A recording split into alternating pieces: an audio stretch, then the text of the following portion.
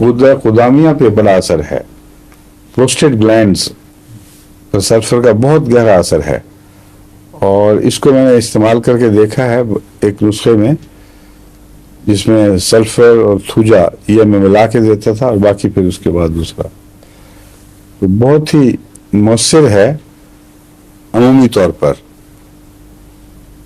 لیکن اس کے ساتھ ایک اور دو دوائیں ملا کر دیا کرتا تھا، چیمافیلا اور کیا نام تھا، سیبل سیرولیٹا.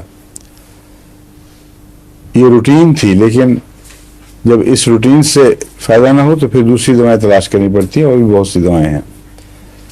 لیکن سلفر کا ایک ہے جو اس کی اس علامت پر اگر دی جائے تو اس میں پیشاب کی تکلیفوں میں بہت مفید ہے.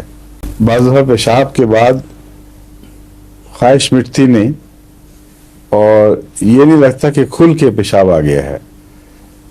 یہ عموماً پروسٹیٹ گلینڈ میں یہ بات پائی جاتی ہے، لیکن پروسٹیٹ گلینڈ میں جو کچھ حصہ پیچھے رہ جاتا ہے اس سے پھر انفیکشن بھی پیدا ہو جاتی ہے، اور ضروری نہیں کہ اس میں بے چینی بھی ہو ساتھ.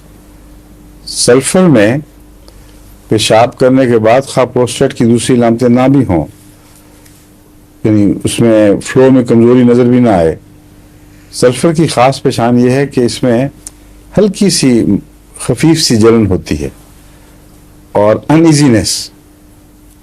دل چاہتا ہے کہ پیشاب پورا آئے لیکن نہیں آئے گا.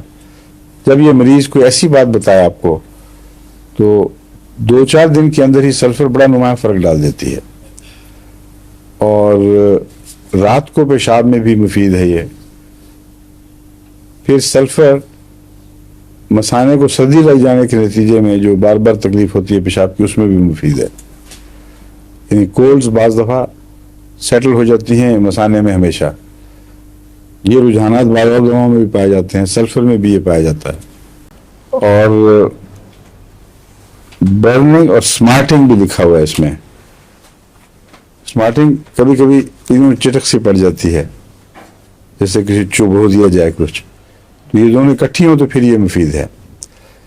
کولڈ کا میں نے بتایا نا سیٹل ہو جاتی ہے مثانے میں. میں ایک دفعہ پہلے آپ کو پڑھا چکا ہوں غالباً. کالی کاف. لیکن جو ٹپیکل ہے نا، ہر سردی یا نزلہ، ڈر کا مارا. رائٹ، آپ نے کہا زندہ باد. ڈر کا مارا سیٹل ہو جاتا ہے.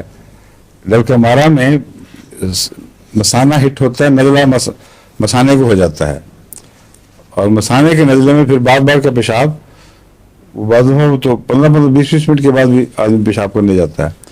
اور بعض دفعہ پیشاب آتا ہے کوپیس، یعنی تھوڑا تھوڑا نہیں بلکہ کھلا کھلا، جیسا نزلے کا پانی بہتا ہے نا، اسی طرح وہ جسم کو ڈی ہائیڈریٹ کر دیتا ہے. اس میں پھر پانی ضرور پینا چاہیے زیادہ.